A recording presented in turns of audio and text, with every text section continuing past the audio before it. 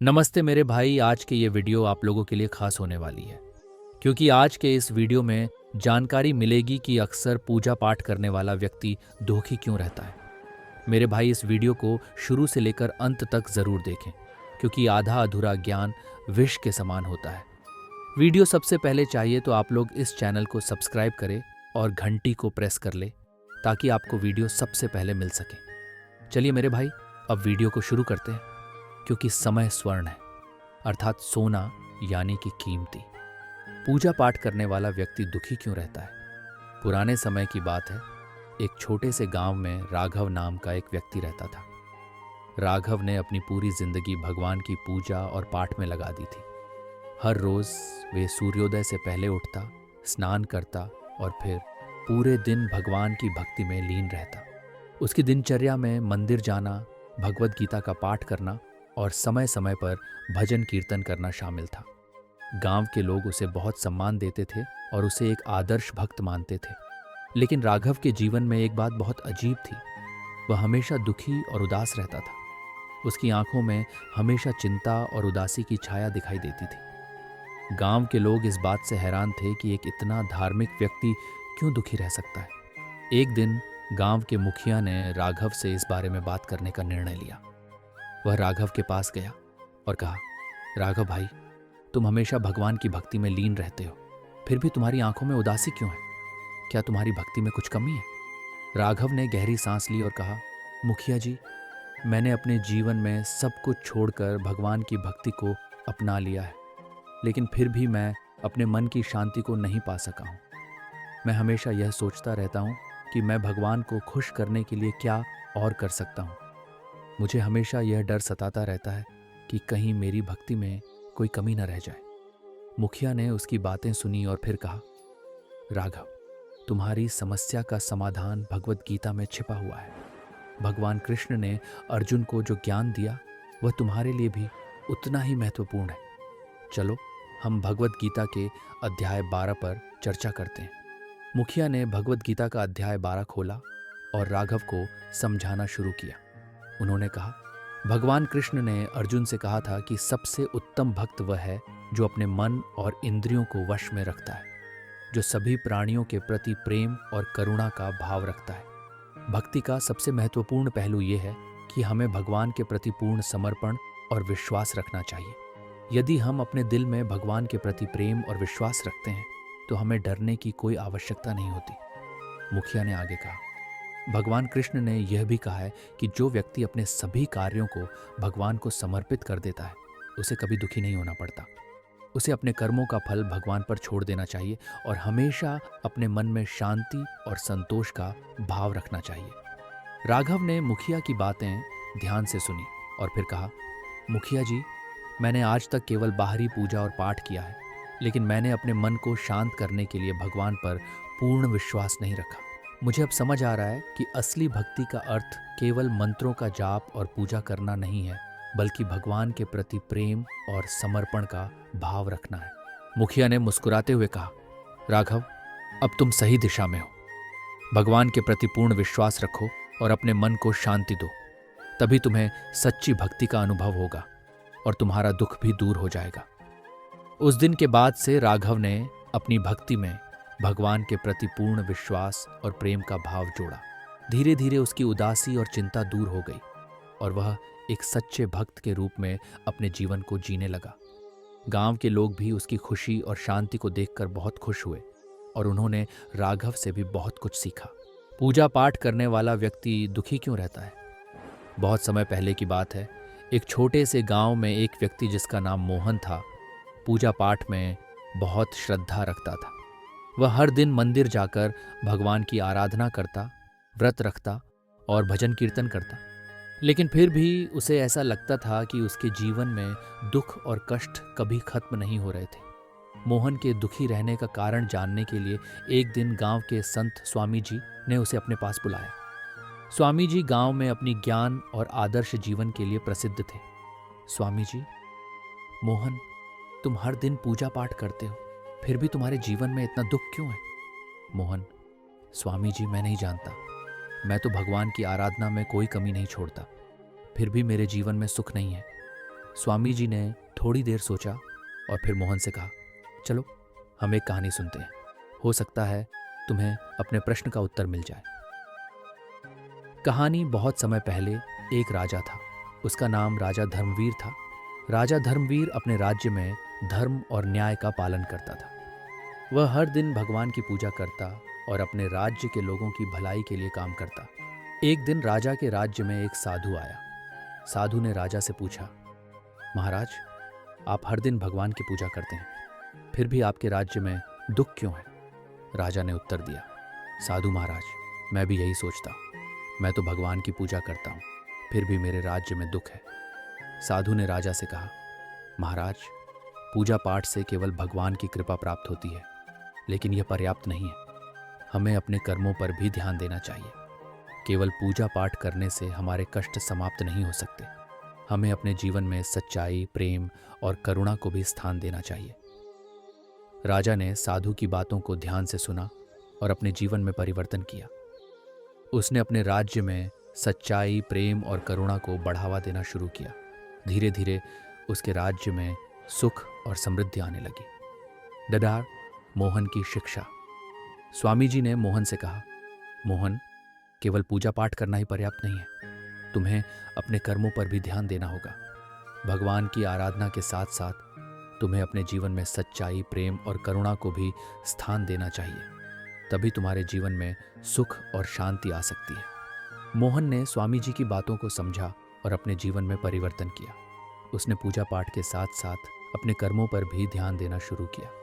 धीरे धीरे उसके जीवन में सुख और शांति आने लगी। इस कहानी से हमें यह शिक्षा मिलती है कि पूजा पाठ महत्वपूर्ण है, लेकिन हमारे कर्म भी उतने ही महत्वपूर्ण हैं। भगवान की कृपा प्राप्त करने के लिए हमें अपने जीवन में सच्चाई, प्रेम और करुणा को भी स्थान देना चाहिए। तभी हम सच्चे सुख और शांति को प्राप्त कर सकते हैं। एक समय की बात है, एक छोटे से गांव में एक साधारण किसान रहता था जिसका नाम मोहन था।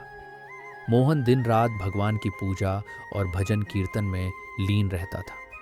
वह हर सुबह जल्दी उठकर गंगा स्नान करता, फिर मंदिर में जाकर घंटों भगवान की पूजा करता और भजन गाता। गांव के लोग उसकी भक्ति और निष्ठा से प्रभावित थे, परंतु मोहन का जीवन सुखमय नहीं था। वह हमेशा दुखी और चिंतित रहता था। एक दिन गांव में एक साधु महात्मा आए। गांव वालों ने उन्हें सम्मानपूर्वक आमंत्रित किया और उनके प्रवचनों को सुनने के लिए इकट्ठा हुए। मोहन भी वहां पहुंचा और साधु महात्मा के पास जाकर अपनी समस्या बताई। मोहन ने कहा, महाराज, मैं भगवान की पूजा करता हूँ, भजन कीर्तन करता हूँ, फिर भी मैं हमेशा दुखी और चिंतित रहता हूँ। इसका क्या कारण है? साधु महात्मा ने मुस्कुराते हुए मोहन को अपने पास बिठाया और एक कहानी सुनाई। उन्होंने कहा, एक समय की बात है, एक राजा था जो हमेशा दुखी और असंतुष्ट रहता था। भले ही उसके पास सभी प्रकार के धन दौलत और ऐश्वर्य थे। एक दिन वह एक संत के पास गया और उनसे अपनी समस्या बताई। संत ने उसे एक कांच का प्याला दिया और कहा, राजन, इस प्याले को लेकर चलो और इसे हर समय अपने साथ रखो, परंतु ध्यान रहे इसे किसी भी स्थिति में गिरने या टूटने नहीं देना। राजा ने प्याले को बहुत संभाल कर रखा और हर समय उसकी सुरक्षा की चिंता में डूबा रहा। वह इतने चिंतित रहने लगा कि उसका स्वास्थ्य भी बिगड़ने लगा। एक दिन संत ने राजा से पूछा, राजन, अब कैसा महसूस कर रहे हो? राजा ने उत्तर दिया, महाराज, मैं और भी अधिक दुखी और चिंतित हूँ। इस प्याले की चिंता में मेरा सारा ध्यान उसी पर केंद्रित हो गया है।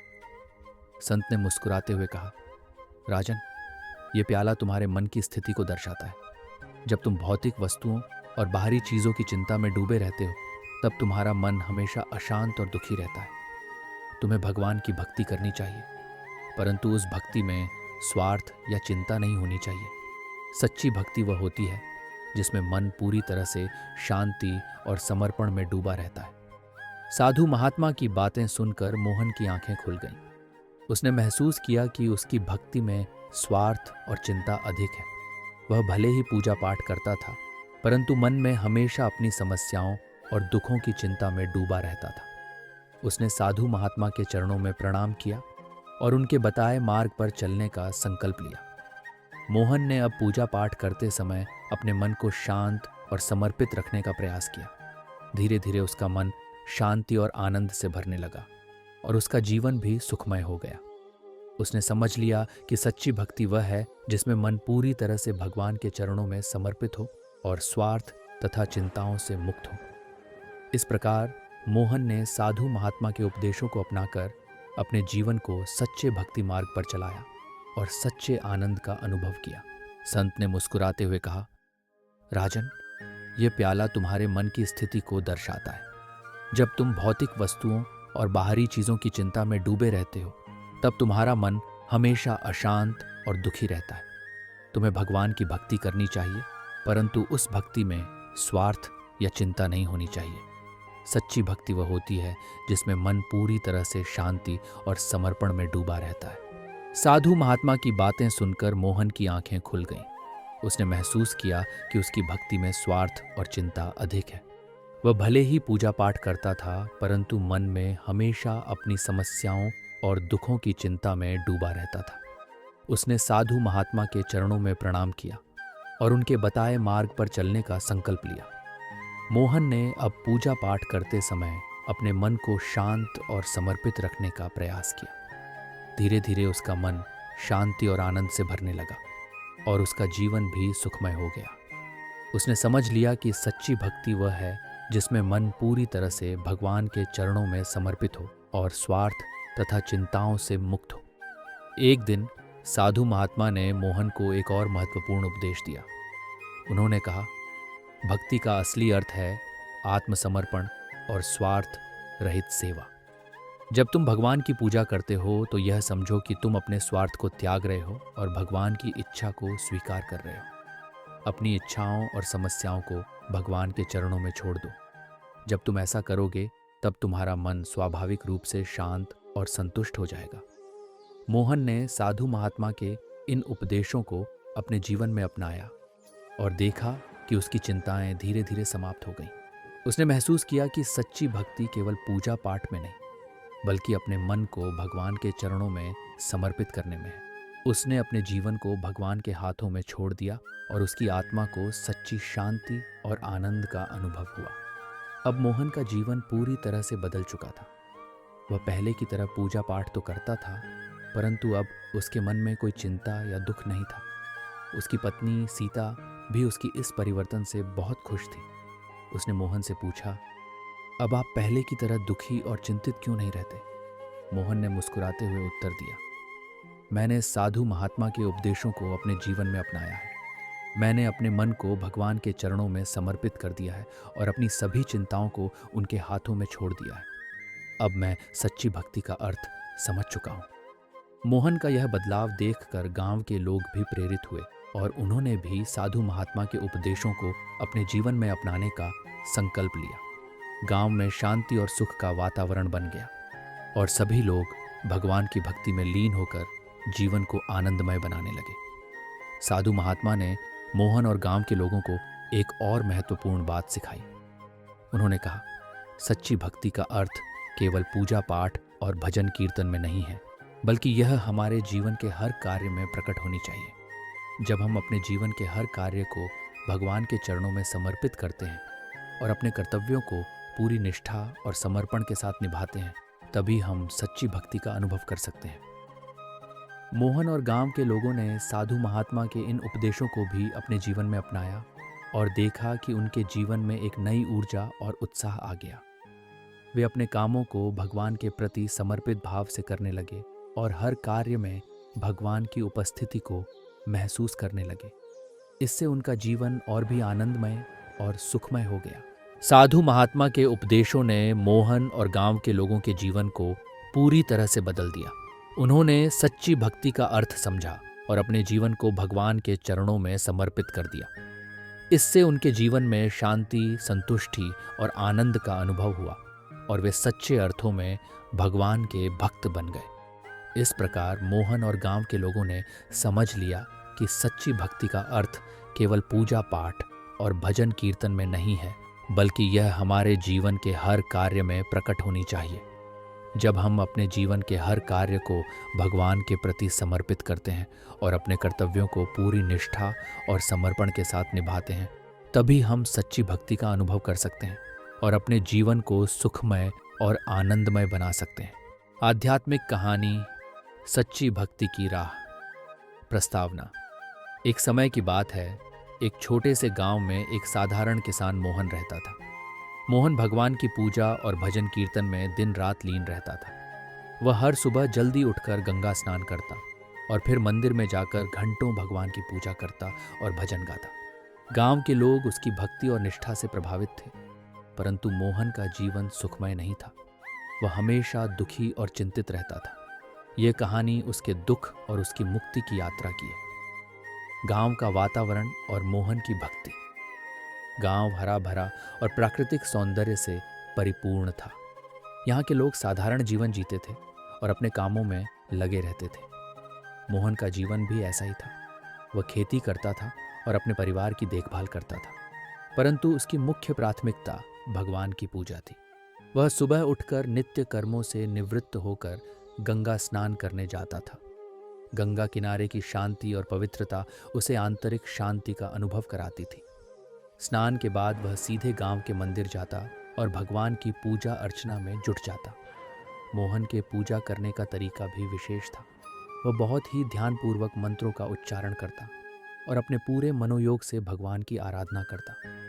वह अपने घर के एक कोने में भी एक छोटा सा मंदिर बनाकर वहां नियमित रूप से दीप जलाता और भजन गाता। उसकी पत्नी सीता और बच्चे भी उसके भक्ति के प्रति समर्पण से प्रभावित थे, परंतु वे भी यह समझ नहीं पा रहे थे कि मोहन हमेशा दुखी और चिंतित क्यों रहता है। मोहन की चिंता और दुख भंटा। मोहन की समस्या यह थी कि भले ही वह भगवान की पूजा करता था, परंतु उसका मन हमेशा अपनी समस्याओं और दुखों की चिंता में डूबा रहता था। खेती में कभी फसल खराब हो जाती तो कभी किसी बीमारी की वजह से घर में खर्च बढ़ जाता।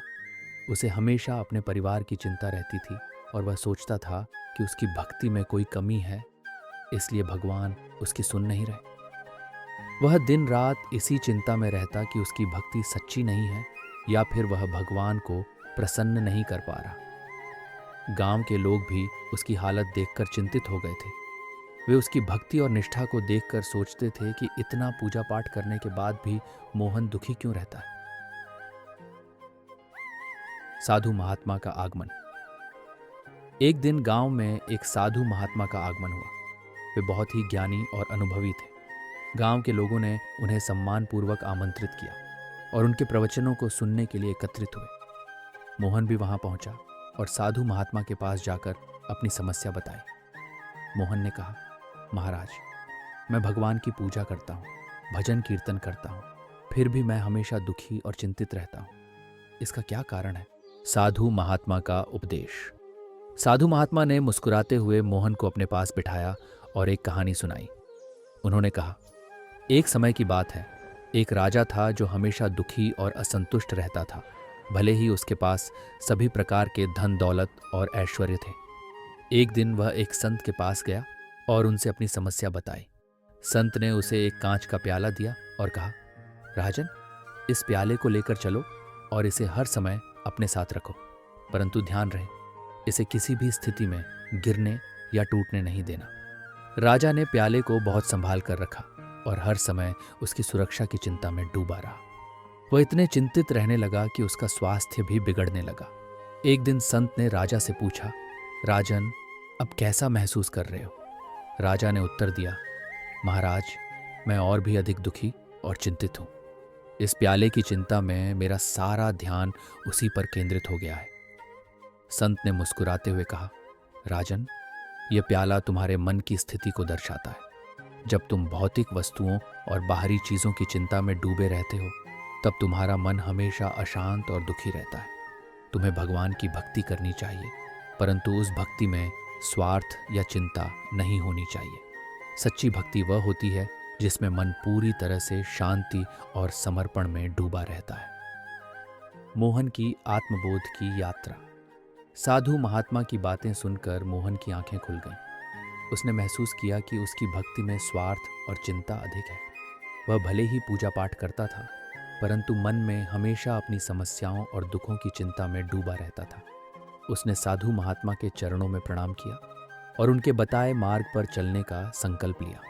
मोहन ने अब पूजा पाठ करते समय अपने मन को शांत और समर्पित रखने का प्रयास किया। उसने अपने दैनिक कार्यों में भी भगवान को याद करना शुरू किया। धीरे धीरे उसका मन शांति और आनंद से भरने लगा और उसका जीवन भी सुखमय हो गया। उसने समझ लिया कि सच्ची भक्ति वह है जिसमें मन पूरी तरह से भगवान के चरणों में समर्पित हो और स्वार्थ तथा चिंताओं से मुक्त हो। गांव के अन्य लोग और मोहन का प्रभाव। मोहन की इस आत्मबोध की यात्रा ने गांव के अन्य लोगों पर भी गहरा प्रभाव डाला। वे उसके जीवन में आए परिवर्तन को देखकर अचंभित थे।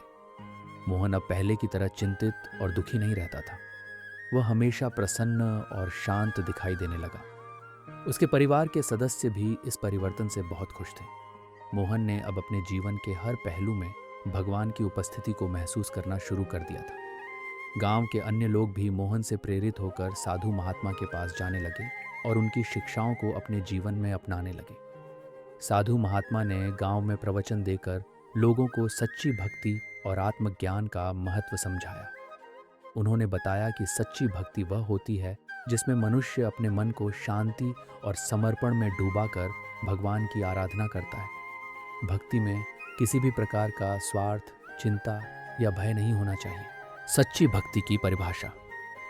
साधु महात्मा ने समझाया कि सच्ची भक्ति का मतलब केवल पूजा पाठ करना नहीं है, बल्कि अपने जीवन में हर कार्य में भगवान को याद करना और उनके प्रति समर्पित रहना है। भक्ति का अर्थ है अपने मन को शांत और शुद्ध रखना, अपने कर्मों को निष्काम भाव से करना और अपने हर कार्य में भगवान की उपस्थिति को महसूस करना। जब मनुष्य अपने मन को शांति और समर्पण में डूबाकर भगवान की आराधना करता है, तभी वह सच्ची भक्ति का अनुभव कर सकता है। मोहन की भक्ति और उसका जीवन। मोहन ने साधु महात्मा के उपदेशों को अपनाकर अपने जीवन को सच्चे भक्ति मार्ग पर चलाया और सच्चे आनंद का अनुभव किया। वह अब हर कार्य में भगवान को याद करता और उनके प्रति समर्पित रहता। उसकी खेती भी अब अच्छी होने लगी और उसके परिवार में भी सुख शांति का वातावरण बना। मोहन ने समझ लिया कि सच्ची भक्ति केवल पूजा पाठ तक सीमित नहीं है, बल्कि यह जीवन का एक महत्वपूर्ण हिस्सा है जिसमें मनुष्य अपने हर कार्य में भगवान को याद करता और उनके प्रति समर्पित रहता है। मोहन की इस आत्मबोध की यात्रा ने उसे सच्चे आनंद और शांति का अनुभव कराया और उसने अपने जीवन में सच्ची भक्ति का महत्व समझा। उसकी भक्ति अब केवल पूजा पाठ तक सीमित नहीं थी, बल्कि यह उसके जीवन का एक अभिन्न हिस्सा बन गई थी। उसने समझ लिया कि सच्ची भक्ति का अर्थ है अपने मन को शांत और समर्पित रखना, अपने कर्मों को निष्काम भाव से करना और अपने हर कार्य में भगवान की उपस्थिति को महसूस करना। गांव का सामूहिक परिवर्तन। मोहन के जीवन में आए इस सकारात्मक परिवर्तन ने पूरे गांव को प्रभावित किया। गांव के लोग भी अब सच्ची भक्ति का महत्व समझने लगे और अपने जीवन में साधु महात्मा के उपदेशों को अपनाने लगे।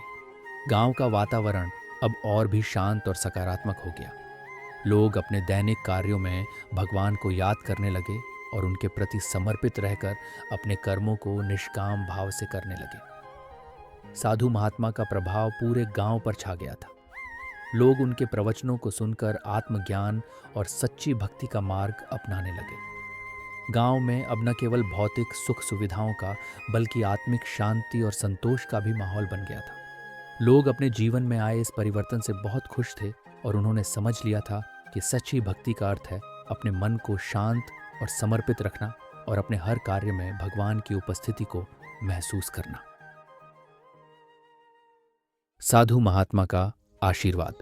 साधु महात्मा ने गांव के लोगों को आशीर्वाद दिया और कहा कि वे हमेशा सच्ची भक्ति और आत्मज्ञान के मार्ग पर चलते रहे। उन्होंने लोगों को समझाया कि भक्ति का अर्थ केवल पूजा पाठ करना नहीं है, बल्कि यह जीवन का एक महत्वपूर्ण हिस्सा है जिसमें मनुष्य अपने हर कार्य में भगवान को याद करता और उनके प्रति समर्पित रहता है। सच्ची भक्ति का अर्थ है अपने मन को शांत और शुद्ध रखना, अपने कर्मों को निष्काम भाव से करना और अपने हर कार्य में भगवान की उपस्थिति को महसूस करना। निष्कर्ष, मोहन की इस आत्मबोध की यात्रा ने उसे सच्चे आनंद और शांति का अनुभव कराया और उसने अपने जीवन में सच्ची भक्ति का महत्व समझा। उसकी भक्ति अब केवल पूजा पाठ तक सीमित नहीं थी, बल्कि यह उसके जीवन का एक अभिन्न हिस्सा बन गई थी। उसने समझ लिया कि सच्ची भक्ति का अर्थ है अपने मन को शांत और समर्पित रखना, अपने कर्मों को निष्काम भाव से करना और अपने हर कार्य में भगवान की उपस्थिति को महसूस करना। गांव के लोगों ने भी मोहन के जीवन में आए इस सकारात्मक परिवर्तन से प्रेरणा ली और अपने जीवन में सच्ची भक्ति और आत्मज्ञान का मार्ग अपनाया। गांव का वातावरण अब और भी शांत और सकारात्मक हो गया और लोग अपने जीवन में आए इस परिवर्तन से बहुत खुश थे। उन्होंने समझ लिया था कि सच्ची भक्ति का अर्थ है अपने मन को शांत और समर्पित रखना और अपने हर कार्य में भगवान की उपस्थिति को महसूस करना। पीपल का वृक्ष, शिकारी, साधु महाराज और पूजा पाठ करने वाले व्यक्ति की कहानी। भाग 1, प्रारंभ। गांव के बीचों बीच एक विशाल पीपल का वृक्ष था। इस वृक्ष की छाया में गांव के लोग अक्सर आराम करते थे, परंतु सबसे ज्यादा समय बिताने वाला एक व्यक्ति था रामदास। रामदास एक अत्यंत धार्मिक व्यक्ति था जो प्रतिदिन पूजा पाठ में अपना समय व्यतीत करता था। वह सुबह सुबह उठता, गंगा स्नान करता और फिर पीपल के वृक्ष के नीचे बैठकर भगवान का ध्यान करता था। लेकिन रामदास हमेशा दुखी और चिंतित रहता था। गांव वाले उसकी भक्ति और निष्ठा से प्रभावित थे, लेकिन उसके चेहरे की उदासी और चिंता को देखकर वे भी परेशान रहते थे। भाग 2, शिकारी का आगमन। एक दिन गांव में एक शिकारी आया। उसका नाम था वीरभद्र। वीरभद्र जंगल में शिकार करता था और अपनी जीविका कमाता था। वह हमेशा खुश रहता था और किसी भी चीज की चिंता नहीं करता था। गांव वाले उसे देखकर हैरान होते थे कि कैसे एक शिकारी जिसका जीवन हमेशा खतरे में रहता है इतनी शांति और आनंद से भरा हुआ हो सकता है। वीरभद्र ने पीपल के वृक्ष के नीचे बैठकर रामदास को देखा और उसकी उदासी का कारण जानना चाहा। भाग 3, साधु महाराज का प्रकट होना। कुछ ही दिनों बाद गांव में एक प्रसिद्ध साधु महाराज का आगमन हुआ। वे अत्यंत ज्ञानी और दयालु थे। गांव वाले उन्हें सम्मानपूर्वक आमंत्रित किया और उनके प्रवचनों को सुनने के लिए इकट्ठा हुए। रामदास भी वहां पहुंचा और साधु महाराज के पास जाकर अपनी समस्या बताई। उसने कहा, महाराज, मैं भगवान की पूजा करता हूँ, भजन कीर्तन करता हूँ, फिर भी मैं हमेशा दुखी और चिंतित रहता हूँ। इसका क्या कारण है? साधु महाराज ने मुस्कुराते हुए रामदास को अपने पास बिठाया और एक कहानी सुनाई। भाग 4, संत की कहानी। साधु महाराज ने कहा, एक समय की बात है, एक राजा था जो हमेशा दुखी और असंतुष्ट रहता था, भले ही उसके पास सभी प्रकार के धन दौलत और ऐश्वर्य थे। एक दिन वह एक संत के पास गया और उनसे अपनी समस्या बताई। संत ने उसे एक कांच का प्याला दिया और कहा, राजन, इस प्याले को लेकर चलो और इसे हर समय अपने साथ रखो, परंतु ध्यान रहे इसे किसी भी स्थिति में गिरने या टूटने नहीं देना। राजा ने प्याले को बहुत संभाल कर रखा और हर समय उसकी सुरक्षा की चिंता में डूबा रहा। वह इतने चिंतित रहने लगा कि उसका स्वास्थ्य भी बिगड़ने लगा। एक दिन संत ने राजा से पूछा, राजन, अब कैसा महसूस कर रहे हो? राजा ने उत्तर दिया, महाराज, मैं और भी अधिक दुखी और चिंतित हूँ। इस प्याले की चिंता में मेरा सारा ध्यान उसी पर केंद्रित हो गया है। संत ने मुस्कुराते हुए कहा, राजन, ये प्याला तुम्हारे मन की स्थिति को दर्शाता है। जब तुम भौतिक वस्तुओं और बाहरी चीजों की चिंता में डूबे रहते हो, तब तुम्हारा मन हमेशा अशांत और दुखी रहता है। तुम्हें भगवान की भक्ति करनी चाहिए, परंतु उस भक्ति में स्वार्थ या चिंता नहीं होनी चाहिए। सच्ची भक्ति वह होती है जिसमें मन पूरी तरह से शांति और समर्पण में डूबा रहता है।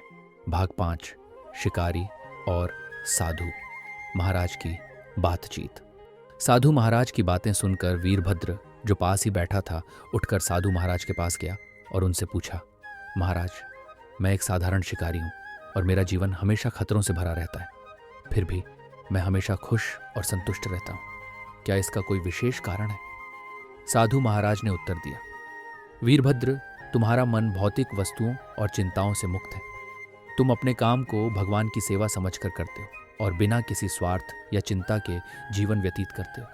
यही कारण है कि तुम हमेशा खुश और संतुष्ट रहते हो। सच्ची भक्ति वह है जिसमें मन पूरी तरह से भगवान के चरणों में समर्पित हो और स्वार्थ तथा चिंताओं से मुक्त हो। भाग 6, रामदास का आत्मनिरीक्षण। साधु महाराज की बातें सुनकर रामदास की आंखें खुल गईं। उसने महसूस किया कि उसकी भक्ति में स्वार्थ और चिंता अधिक है। वह भले ही पूजा पाठ करता था, परंतु मन में हमेशा अपनी समस्याओं और दुखों की चिंता में डूबा रहता था। उसने साधु महाराज के चरणों में प्रणाम किया और उनके बताए मार्ग पर चलने का संकल्प लिया। रामदास ने अब पूजा पाठ करते समय अपने मन को शांत और समर्पित रखने का प्रयास किया। धीरे धीरे उसका मन शांति और आनंद से भरने लगा और उसका जीवन भी सुखमय हो गया। उसने समझ लिया कि सच्ची भक्ति वह है जिसमें मन पूरी तरह से भगवान के चरणों में समर्पित हो और स्वार्थ तथा चिंताओं से मुक्त हो। भाग 7। वीरभद्र का जीवन दर्शन। वीरभद्र, जिसने साधु महाराज की बातें सुनी थी, और भी अधिक अपने जीवन के प्रति समर्पित हो गया। उसने सोचा कि यदि एक साधारण शिकारी भगवान की भक्ति और सेवा में इतना सुखी और संतुष्ट रह सकता है, तो हर किसी के लिए यह संभव है। वीरभद्र ने अपने जीवन को एक उदाहरण बनाने का संकल्प लिया और दूसरों को भी सच्ची भक्ति का मार्ग दिखाने का निश्चय किया। भाग 8। गांव वालों का परिवर्तन। साधु महाराज के प्रवचनों का गांव के अन्य लोगों पर भी गहरा प्रभाव पड़ा। उन्होंने रामदास के जीवन में आए परिवर्तन को देखा और उससे प्रेरणा ली। गांव में अब लोग केवल बाहरी दिखावे की पूजा नहीं करते थे, बल्कि अपने मन को शुद्ध और समर्पित करने का प्रयास करते थे। वे भगवान की भक्ति में लीन रहते और किसी भी परिस्थिति में अपनी शांति और संतोष को बनाए रखते। भाग 9। पीपल के वृक्ष का संदेश। पीपल का वृक्ष, जो इस पूरी कहानी का मूक साक्षी था, अब और भी अधिक महत्वपूर्ण हो गया। वह गांव के लोगों के लिए एक प्रतीक बन गया, जो हमेशा उन्हें सच्ची भक्ति और समर्पण का संदेश देता था। गांव वाले उस वृक्ष की छाया में बैठकर ध्यान करते और अपने जीवन में शांति और संतोष का अनुभव करते थे। भाग 10। साधु महाराज की विदाई। कुछ समय बाद साधु महाराज ने गांव से विदा लेने का निर्णय लिया। गांव वाले उनके प्रवचनों और उपदेशों के लिए अत्यंत आभारी थे। उन्होंने साधु महाराज से आशीर्वाद लिया और उन्हें सम्मानपूर्वक विदा किया।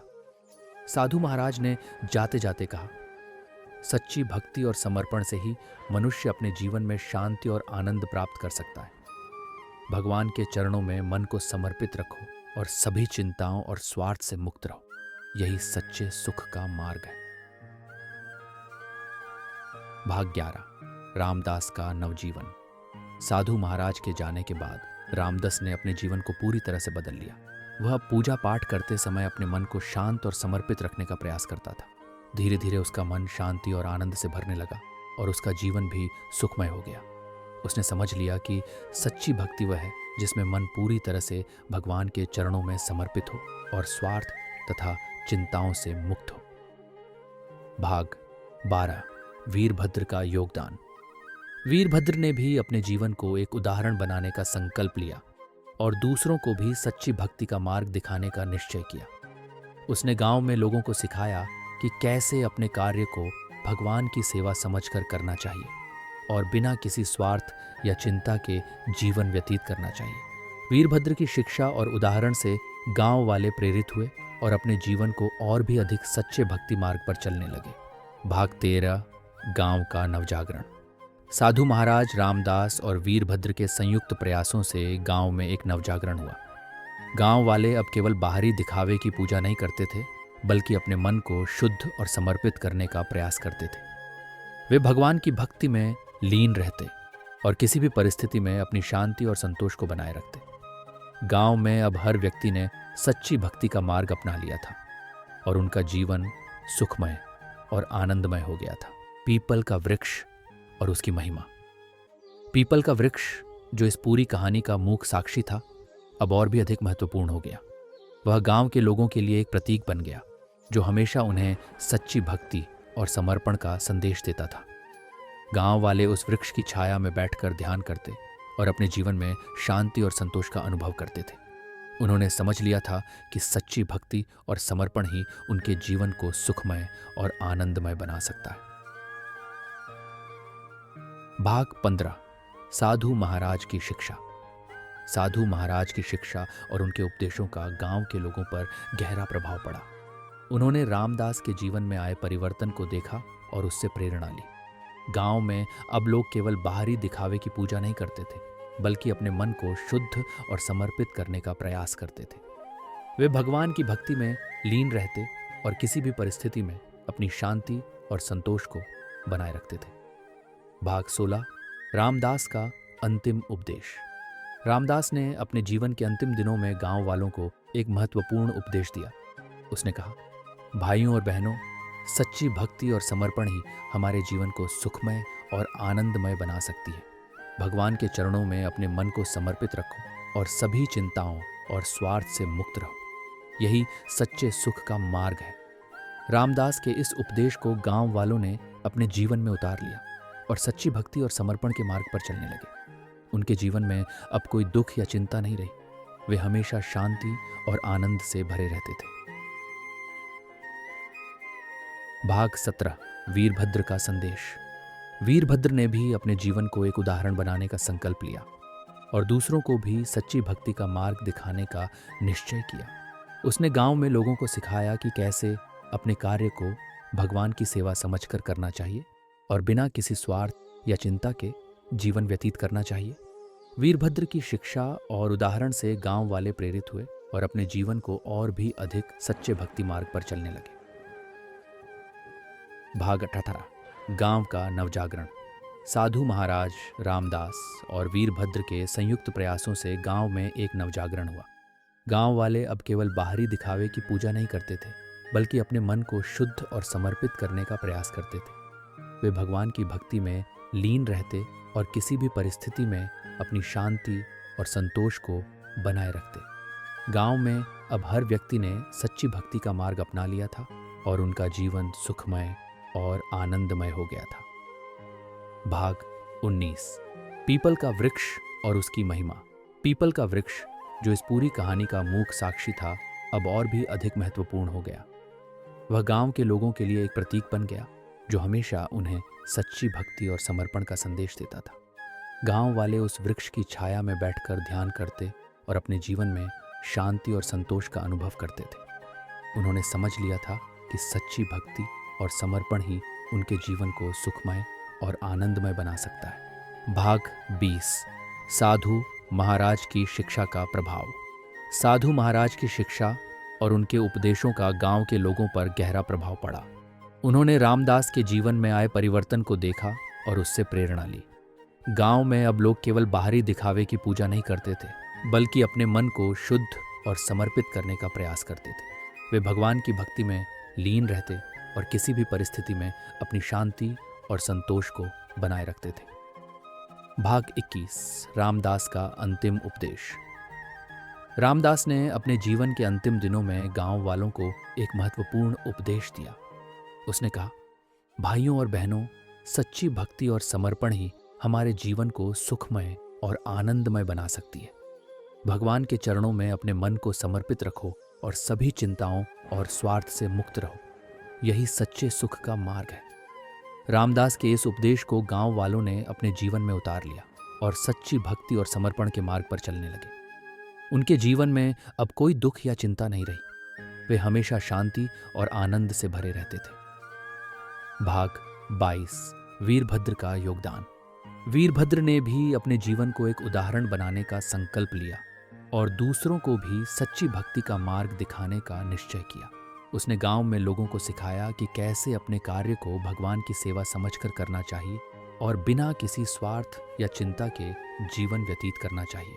वीरभद्र की शिक्षा और उदाहरण से गांव वाले प्रेरित हुए और अपने जीवन को और भी अधिक सच्चे भक्ति मार्ग पर चलने लगे। भाग 23 गांव का नवजागरण। साधु महाराज रामदास और वीरभद्र के संयुक्त प्रयासों से गांव में एक नवजागरण हुआ। गांव वाले अब केवल बाहरी दिखावे की पूजा नहीं करते थे, बल्कि अपने मन को शुद्ध और समर्पित करने का प्रयास करते थे। वे भगवान की भक्ति में लीन रहते और किसी भी परिस्थिति में अपनी शांति और संतोष को बनाए रखते। गांव में अब हर व्यक्ति ने सच्ची भक्ति का मार्ग अपना लिया था और उनका जीवन सुखमय और आनंदमय हो गया था। भाग 24 पीपल का वृक्ष और उसकी महिमा। पीपल का वृक्ष, जो इस पूरी कहानी का मूक साक्षी था, अब और भी अधिक महत्वपूर्ण हो गया। वह गांव के लोगों के लिए एक प्रतीक बन गया, जो हमेशा उन्हें सच्ची भक्ति और समर्पण का संदेश देता था। गांव वाले उस वृक्ष की छाया में बैठकर ध्यान करते और अपने जीवन में शांति और संतोष का अनुभव करते थे। उन्होंने समझ लिया था कि सच्ची भक्ति और समर्पण ही उनके जीवन को सुखमय और आनंदमय बना सकता है। भाग 25। साधु महाराज की शिक्षा का प्रभाव। साधु महाराज की शिक्षा और उनके उपदेशों का गांव के लोगों पर गहरा प्रभाव पड़ा। उन्होंने रामदास के जीवन में आए परिवर्तन को देखा और उससे प्रेरणा ली। गांव में अब लोग केवल बाहरी दिखावे की पूजा नहीं करते थे, बल्कि अपने मन को शुद्ध और समर्पित करने का प्रयास करते थे। वे भगवान की भक्ति में लीन रहते और किसी भी परिस्थिति में अपनी शांति और संतोष को बनाए रखते थे। भाग 26। रामदास का अंतिम उपदेश। रामदास ने अपने जीवन के अंतिम दिनों में गांव वालों को एक महत्वपूर्ण उपदेश दिया। उसने कहा, भाइयों और बहनों, सच्ची भक्ति और समर्पण ही हमारे जीवन को सुखमय और आनंदमय बना सकती है। भगवान के चरणों में अपने मन को समर्पित रखो और सभी चिंताओं और स्वार्थ से मुक्त रहो। यही सच्चे सुख का मार्ग है। रामदास के इस उपदेश को गांव वालों ने अपने जीवन में उतार लिया और सच्ची भक्ति और समर्पण के मार्ग पर चलने लगे। उनके जीवन में अब कोई दुख या चिंता नहीं रही। वे हमेशा शांति और आनंद से भरे रहते थे। भाग 27। वीरभद्र का योगदान। वीरभद्र ने भी अपने जीवन को एक उदाहरण बनाने का संकल्प लिया और दूसरों को भी सच्ची भक्ति का मार्ग दिखाने का निश्चय किया। उसने गांव में लोगों को सिखाया कि कैसे अपने कार्य को भगवान की सेवा समझकर करना चाहिए और बिना किसी स्वार्थ या चिंता के जीवन व्यतीत करना चाहिए। वीरभद्र की शिक्षा और उदाहरण से गांव वाले प्रेरित हुए और अपने जीवन को और भी अधिक सच्चे भक्ति मार्ग पर चलने लगे। भाग 28। गांव का नवजागरण।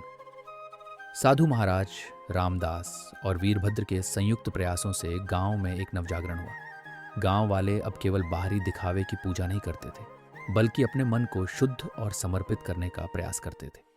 वे भगवान की भक्ति में लीन रहते और किसी भी परिस्थिति में अपनी शांति और संतोष को बनाए रखते।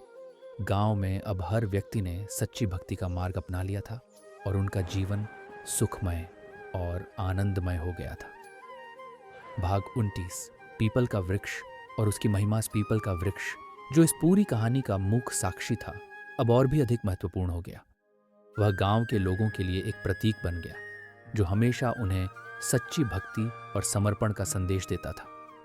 गांव वाले उस वृक्ष की छाया में बैठकर ध्यान करते और अपने जीवन में शांति और संतोष का अनुभव करते थे।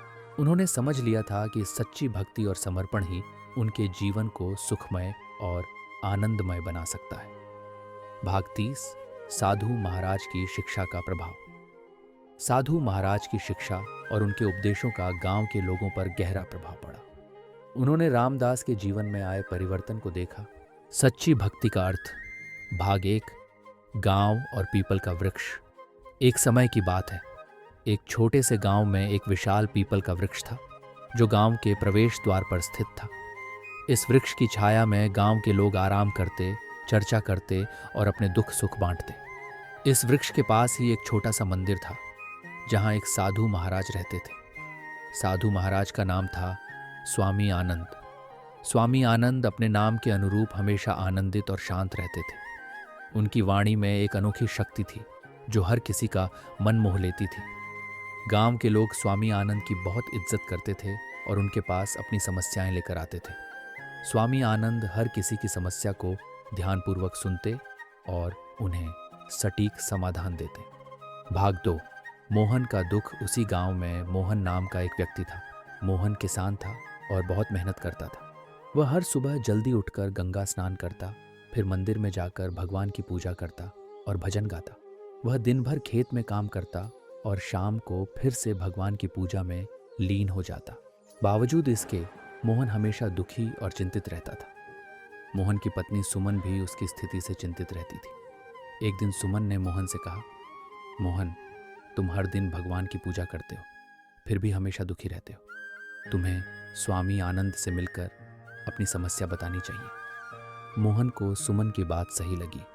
अगले दिन वह स्वामी आनंद के पास गया और उनसे अपनी समस्या बताई। स्वामी आनंद ने मोहन की बात ध्यान से सुनी और मुस्कुराते हुए कहा, मोहन, मैं तुम्हारी समस्या का समाधान तुम्हें अवश्य दूंगा, पर पहले तुम्हें मेरे एक प्रश्न का उत्तर देना होगा। भाग 3। स्वामी आनंद का प्रश्न। स्वामी आनंद ने पूछा, मोहन, तुम भगवान की पूजा क्यों करते हो? मोहन ने उत्तर दिया, महाराज, मैं भगवान की पूजा इसलिए करता हूँ क्योंकि मुझे विश्वास है कि भगवान मेरे सभी दुखों को हर लेंगे और मेरे जीवन में सुख और शांति लाएंगे। स्वामी आनंद ने कहा, मोहन, तुम्हारा उत्तर सही है, परंतु तुम्हारी भक्ति में स्वार्थ और चिंता की मिलावट है। तुम भगवान की पूजा केवल अपने सुख के लिए कर रहे हो और यही कारण है कि तुम हमेशा दुखी रहते हो। सच्ची भक्ति वह है जिसमें मन पूरी तरह से भगवान के चरणों में समर्पित हो और स्वार्थ तथा चिंताओं से मुक्त हो। मोहन ने स्वामी आनंद की बातें सुनी और सोचा कि उसे सच्ची भक्ति की सीख प्राप्त करनी चाहिए। भाग 4। शिकारी का आगमन। इसी बीच गांव में एक शिकारी आया। उसका नाम था रघु। रघु बहुत ही निर्मम और निर्दयी शिकारी था। वह जंगल के पशुओं का शिकार करता और उन्हें बेचकर अपना जीवनयापन करता। गांव के लोग उससे डरते थे और उसे गांव में प्रवेश नहीं करने देते थे। लेकिन एक दिन रघु ने स्वामी आनंद के पास आने का निर्णय किया। रघु ने स्वामी आनंद से कहा, महाराज, मैं बहुत पापी हूँ। मैंने अनगिनत निर्दोष पशुओं का शिकार किया है। मैं अब अपने पापों से मुक्ति पाना चाहता हूँ। कृपया मुझे सही मार्ग दिखाएं। स्वामी आनंद ने रघु की बात ध्यान से सुनी और कहा, रघु, तुमने जो किया है वह बहुत गलत है, लेकिन भगवान की कृपा से तुम अपने पापों से मुक्ति पा सकते हो यदि तुम सच्चे हृदय से पश्चाताप करो और अपने जीवन को सुधारने का संकल्प लो। रघु ने स्वामी आनंद के चरणों में प्रणाम किया और अपने पापों के लिए क्षमा मांगी। स्वामी आनंद ने उसे आशीर्वाद दिया और कहा, तुम्हें अपनी गलतियों का प्रायश्चित करना होगा। तुम्हें अब से किसी भी जीव की हत्या नहीं करनी है और भगवान की सच्ची भक्ति करनी है। भाग 5। पीपल के वृक्ष की कहानी। स्वामी आनंद ने मोहन और रघु दोनों को पीपल के वृक्ष के नीचे बिठाया और एक कहानी सुनानी शुरू की। उन्होंने कहा, यह पीपल का वृक्ष बहुत पुराना है और इसने अनगिनत कहानियां देखी हैं। एक समय की बात है, इस वृक्ष के नीचे एक राजा और एक साधु महाराज का संवाद हुआ था। स्वामी आनंद ने कहानी सुनानी शुरू की। एक समय की बात है, एक राजा था जिसका नाम राजा विक्रम था। राजा विक्रम बहुत धर्मात्मा और न्यायप्रिय थे, परंतु वे हमेशा चिंतित और दुखी रहते थे। एक दिन वे जंगल में शिकार करने गए और रास्ता भटक गए। उन्होंने देखा कि एक साधु महाराज एक पीपल के वृक्ष के नीचे ध्यान मग्न बैठे। राजा ने साधु महाराज के पास जाकर अपनी समस्या बताई। साधु महाराज ने राजा विक्रम से कहा, राजन, तुम्हारी चिंता का कारण ये है कि तुम अपने जीवन में केवल भौतिक सुखों की प्राप्ति के लिए प्रयत्न कर रहे हो। तुमने सच्ची भक्ति का अर्थ नहीं समझा है। सच्ची भक्ति वह है जिसमें मन पूरी तरह से भगवान के चरणों में समर्पित हो और स्वार्थ तथा चिंताओं से मुक्त हो। तुम्हें अपने मन को शांति और संतोष में स्थापित करना होगा। राजा विक्रम ने साधु महाराज की बात सुनी और अपने जीवन को सच्ची भक्ति के मार्ग पर चलाने का संकल्प लिया। धीरे धीरे उनके जीवन में शांति और आनंद आने लगा। भाग 6। मोहन और रघु का परिवर्तन। स्वामी आनंद की कहानी सुनकर मोहन और रघु दोनों के मन में एक नई ऊर्जा का संचार हुआ। मोहन ने समझ लिया कि उसे अपनी भक्ति में स्वार्थ और चिंता को त्यागना होगा। उसने अपने मन को पूरी तरह से भगवान के चरणों में समर्पित करने का संकल्प लिया। रघु ने भी अपने जीवन को सुधारने का संकल्प लिया। उसने शिकार करना बंद कर दिया और गांव में सेवा कार्यों में जुट गया। वह गांव के लोगों की मदद करता और भगवान की भक्ति में लीन रहने लगा। भाग 7। सच्ची भक्ति का मार्ग। मोहन और रघु दोनों ने अपने जीवन को सच्ची भक्ति के मार्ग पर चलाया। उन्होंने स्वामी आनंद की शिक्षाओं का पालन किया और धीरे धीरे उनके जीवन में शांति और आनंद आने लगा। मोहन की चिंताएं समाप्त हो गईं और वह हमेशा खुश रहने लगा।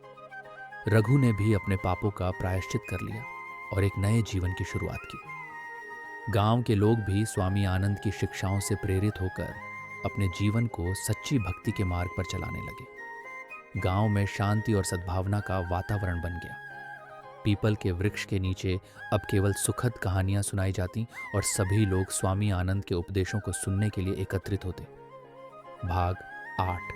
स्वामी आनंद का उपदेश। एक दिन स्वामी आनंद ने सभी गांव वालों को पीपल के वृक्ष के नीचे एकत्रित किया और उन्हें एक महत्वपूर्ण उपदेश दिया। उन्होंने कहा, सच्ची भक्ति का मार्ग आसान नहीं है, परंतु यह सबसे सुगम और शांति का मार्ग है। भगवान की भक्ति केवल पूजा पाठ तक सीमित नहीं होनी चाहिए। यह हमारे जीवन के हर क्षण में, हर कर्म में और हर विचार में होनी चाहिए। जब हम अपने मन को भगवान के चरणों में समर्पित कर देते हैं, तभी हमें सच्ची शांति और आनंद की प्राप्ति होती है।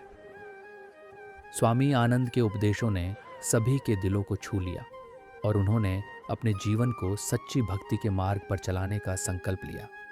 मोहन और रघु दोनों ने भी स्वामी आनंद के चरणों में प्रणाम किया और उनके आशीर्वाद से अपने जीवन को और भी बेहतर बनाने का संकल्प लिया। भाग 9। गांव की शांति। गांव में अब हर किसी के चेहरे पर मुस्कान थी। मोहन, रघु और सभी गांव वाले सच्ची भक्ति के मार्ग पर चलने लगे थे। उन्होंने स्वार्थ और चिंता को त्याग कर अपने जीवन को भगवान के चरणों में समर्पित कर दिया था। गांव में हर दिन खुशहाली और शांति का वातावरण बना रहता था। पीपल का वृक्ष भी अब और भी हरा भरा और सुखद प्रतीत होता था।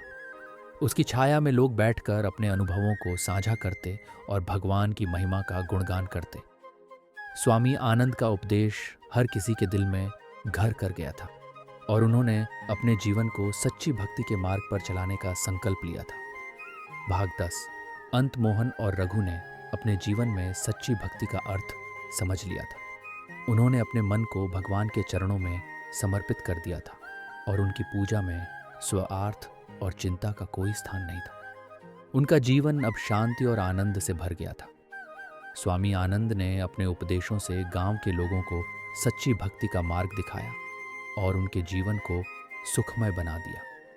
इस प्रकार मोहन और रघु ने स्वामी आनंद के उपदेशों का पालन कर अपने जीवन को सच्ची भक्ति के मार्ग पर चलाया और सच्चे आनंद का अनुभव किया। इस कहानी से हमें यह सीख मिलती है कि सच्ची भक्ति वह है जिसमें मन पूरी तरह से भगवान के चरणों में समर्पित हो और स्वार्थ तथा चिंताओं से मुक्त हो। तभी हमें सच्ची शांति और आनंद की प्राप्ति होती है। विलाप का वृक्ष। गंगा के किनारे बसा एक गांव था जिसका नाम वृंदावन था। इस गांव की सबसे बड़ी खासियत थी एक प्राचीन पीपल का वृक्ष जो गांव के बीचों बीच स्थित था। इस वृक्ष की छांव में लोग सुख दुख की बातें करते, अपनी परेशानियों का समाधान खोजते और शांति की तलाश में आते थे। उसी गांव में मोहन नाम का एक युवक रहता था। मोहन पूजा पाठ और भक्ति में दिन रात लीन रहता था। उसकी दिनचर्या में सुबह जल्दी उठकर गंगा स्नान, मंदिर में जाकर भगवान की पूजा और फिर पूरे दिन भजन कीर्तन करना शामिल था। मोहन का जीवन बाहरी दृष्टि से बहुत ही भक्तिमय और शांतिपूर्ण दिखता था, परंतु उसके भीतर एक अज्ञात दुख का स्रोत था। वह हमेशा चिंतित और असंतुष्ट रहता था। गांव के लोग उसकी निष्ठा की प्रशंसा करते, परंतु उसके चेहरे की उदासी देखकर वे भी चिंतित हो जाते। एक दिन गांव में एक महान साधु महाराज का आगमन हुआ। साधु महाराज की ख्याति दूर दूर तक फैली हुई थी। उनके उपदेश सुनने के लिए लोग दूर दूर से आते थे। गांव वालों ने साधु महाराज का स्वागत किया और उनके प्रवचनों को सुनने के लिए एकत्र हुए। मोहन भी वहां पहुंचा और साधु महाराज के चरणों में प्रणाम कर अपनी समस्या बताई।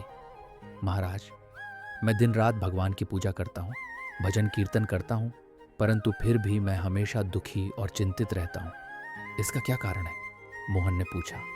साधु महाराज ने ध्यान से मोहन की बातें सुनी और फिर उसे पीपल के वृक्ष के पास चलने के लिए कहा। वे दोनों पीपल के वृक्ष के नीचे बैठे और साधु महाराज ने अपनी कथा प्रारंभ की। बहुत समय पहले की बात है। इसी पीपल के वृक्ष के नीचे एक शिकारी आया करता था। वह दिन रात जंगल में शिकार करता और अपनी जीविका चलाता था। एक दिन वह शिकारी जंगल में एक हिरण का पीछा करते करते थक गया और पीपल के वृक्ष के नीचे विश्राम करने आया। वहां उसने देखा कि एक साधु महाराज ध्यान में लीन थे। शिकारी ने साधु महाराज से जल की याचना की।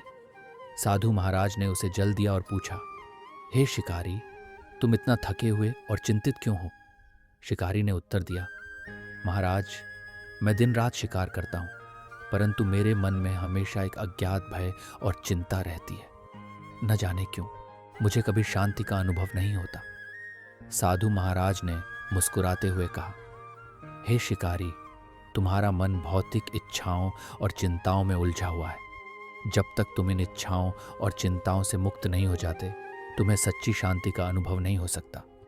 तुम्हें भगवान की भक्ति करनी चाहिए, परंतु उस भक्ति में स्वार्थ या चिंता नहीं होनी चाहिए। सच्ची भक्ति वह है जिसमें मन पूरी तरह से शांति और समर्पण में डूबा रहता है। शिकारी ने साधु महाराज की बातों को ध्यान से सुना और उनकी सलाह मानकर भगवान की भक्ति में लीन हो गया। धीरे धीरे उसका मन शांत और आनंदित होने लगा और उसने अपनी चिंताओं और भय से मुक्ति पाई। वह अब अपने जीवन को भगवान की सेवा और भक्ति में समर्पित कर चुका था। मोहन ने साधु महाराज की बातें सुनकर अपनी आंखें खोल दी। उसने महसूस किया कि उसकी भक्ति में स्वार्थ और चिंता अधिक है। वह भले ही पूजा पाठ करता था, परंतु मन में हमेशा अपनी समस्याओं और दुखों की चिंता में डूबा रहता था। उसने साधु महाराज के चरणों में प्रणाम किया और उनके बताए मार्ग पर चलने का संकल्प लिया।